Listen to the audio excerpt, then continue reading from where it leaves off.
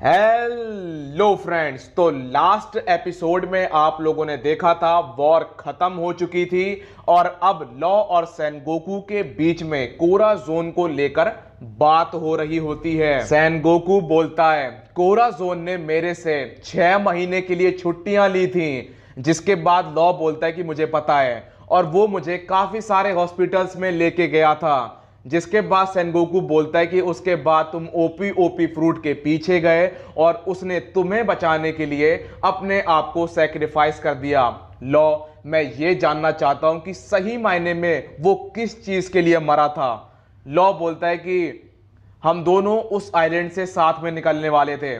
उन्होंने मेरे अंदर जीने की इच्छा जगाई, मेरी स्पिरिट को एकदम मजबूत बनाया। मैं आज तक जीता हुआ आ रहा हूं ताकि डोफ्लामिंगो को मार सकूं उनकी जगह। लेकिन मुझे नहीं पता है कि उन्होंने मुझे क्यों बचाया। शायद मैं एक डी वाला हूं इसलिए उन्होंने मुझे बचाया। जिसके बाद सेनगोकू ये सुनकर हैरान हो जाता है कि लॉ भी एक डी वाला है। तो वो बोलता है क्या बोला तुमने? लॉ बोलता है कि जैसे मुगिवारा है वैसे ही मैं भी हूं। क्या तुम डी के बारे में जानते हो? तुम तो एक फ्लीट एडमिरल भी थे। वो कहता है कि मैं इसके बारे में कुछ नहीं जानता हूं, लेकिन हां एक बात समझ लो, कोरा जोन को डी के बारे में कुछ नहीं पता था, तो इस वजह से तो उसने तुम्हें नहीं बचाया और मैं चाहूंगा कि तुम उसके पीछे का कारण ना ढूंढो। उसके प्यार के लिए अगर वो आज जिंदा होता तो वो यही बोलता कि बस तुम दोनों मुझे अपने ख्यालों में याद रखना और तुम जैसा जीना चाहते हो वैसे ही जियो।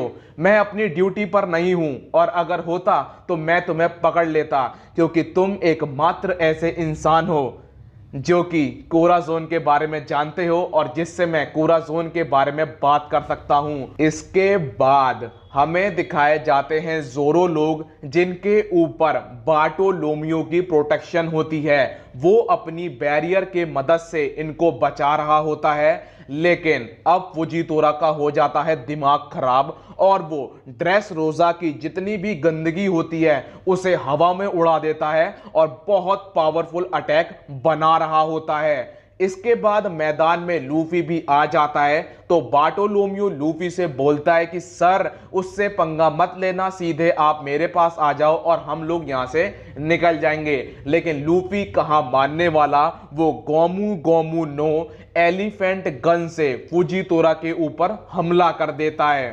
फुजीतोरा उस अटैक को रोक देता है। इसके बाद लूफी बोलता है कि मैं अब और नहीं भागूंगा, चाहे वो नेवी का एडमिरल हो चाहे वो एक योंको हो, मैं दोनों को मारूंगा, मैं दोनों को मसलूंगा और मैं अब दूर नहीं भागूंगा, क्योंकि 2 साल पहले मैं ये करके देख चुका हूं।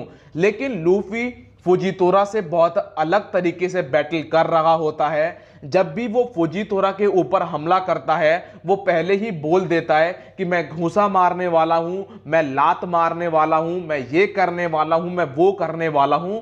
तो ये लोग लड़ते हैं तो फुजीतोरा बोलते हैं कि तुम बड़े ही अजीब इंसान हो, तुम हमला करने से पहले मुझे बता क्यों रहे हो? क्या तुम अपनी दया दिखा रहे हो? एक बात जान लो, लोग मुझे मॉन्स्टर बुलाते हैं और मैं नहीं चाहता हूं कि तुम मुझे कमजोर समझो।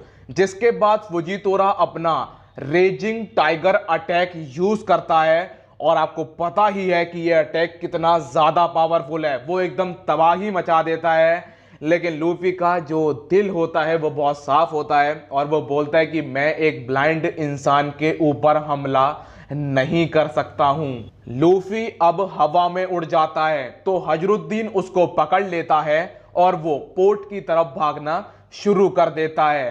तभी फुजीतोरा बोलता है कि मुझे पता है कि तुम यहां से भागने की कोशिश कर रहे हो, लेकिन ऐसा हो नहीं पाएगा। फुजीतोरा बोलता है कि अगर तुम यहां से बच भी जाते हो तो अब योंको एक्शन में आएंगे। तुमने जोकर को मारा है, वो तुम्हें मारेंगे। वो बोलता है कि मैंने अपने आप को ऐसे ही अंधा नहीं किया है, मैंने बहुत सारी ऐसी चीजें देखी हैं जो मैं सोचता हूं कि काश मैंने ना देखी होती। और अब फुजीतोरा अपना अटैक यूज करने वाला होता है और पोर्ट पर जितनी भी शिप खड़ी होती हैं वो उन्हें डुबाने वाला होता है। लेकिन जो पब्लिक होती है वो लूफी को बचा लेती है। फुजीतोरा बोलता है कि ऐसा लग रहा है जैसे लोग ही तुम्हें बचाना चाहते हैं, और इसके बाद वो बहुत खुश होता है। वो बोलता है कि मैं तुम्हारा चेहरा देखना चाहता हूं, तुम्हारे बालों का कलर कैसा है, तुम्हारी आंखों का शेप कैसा है, तुम्हारा चेहरा दिखता कैसा है। मैं ये यकीन से कह सकता हूं कि तुम देखने में बहुत दयालु होगे।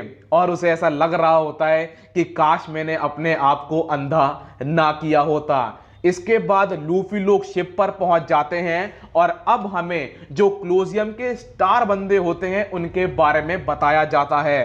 कवेंडिस को सुलेमान ने ज्वाइन कर लिया है और उसके पास 75 मेंबर्स हैं। इसके बाद हमें बार्टोलोम्यू जिसके पास 56 मेंबर्स हैं। इसके बाद डॉन साई जिसके पास 1000 मेंबर्स हैं। फिर आता है आइडियो जिसको ब्लूगली, अब्दुल्ला और जीत ने ज्वाइन कर लिया है। इस तरीके से ये 4 लोग हो गए हैं।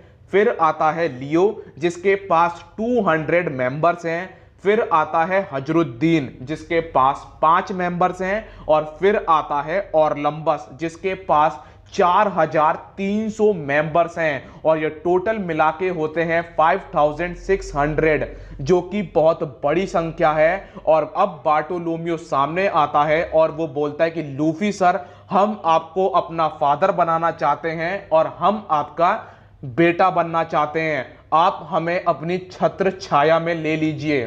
फादर और जो सन वाला शेक होता है उसको तैयार किया जाता है, लेकिन लूफी उसे पीने से मना कर देता है। वो बोलता है कि मैं तुम्हारा फादर नहीं बनना चाहता हूं और ना ही मैं ये चाहता हूं कि तुम लोग मेरे सन बनो। जिसके बाद वो उन्हें प्रॉपर तरीके से समझाता है कि सुनो, जब तुम्हें कोई परेशानी हो तो हमें याद करना, हम तुम्हारी मदद करेंगे। मैं तुम्हारा बॉस नहीं बनना चाहता हूं। जब हमें तुम्हारी जरूरत होगी तो हम तुम्हें याद करेंगे, तुम हमारी मदद करना। ये सुनकर जो लूफी के फॉलोवर्स होते हैं वो समझ जाते हैं कि लूफी क्या चाहता है।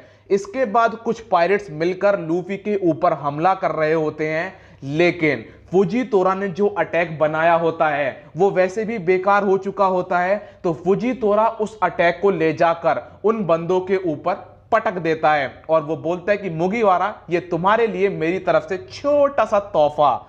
जो फॉलोवर्स होते हैं वो समझ जाते हैं कि लूफी चाहते हैं कि हम भी फ्रीडम से जिएं और वो भी फ्रीडम से जिएं। तो जो शन वाला कप होता है वो लोग उसे उठाते हैं और पी लेते हैं और अपने आप को लूफी का फॉलोवर मान लेते हैं। जो फॉलोवर्स होते हैं अब वो परमानेंट तरीके से फॉलोवर बन जाते हैं, चाहे लूफी चाहे लूफी ना चाहे। इसके बाद पार्टी होती है, सब जम के मजा कर रहे होते हैं। फिर हमें दिखाया जाता है फुजीतोरा जो बोलता है कि मुगिवारा, तुम्हारा पीछा करने के लिए मेरे पास कोई भी अधिकार नहीं है। और वो दिखाता है कि उसने डाइस रोल किया था और उस पे नंबर आता है 1।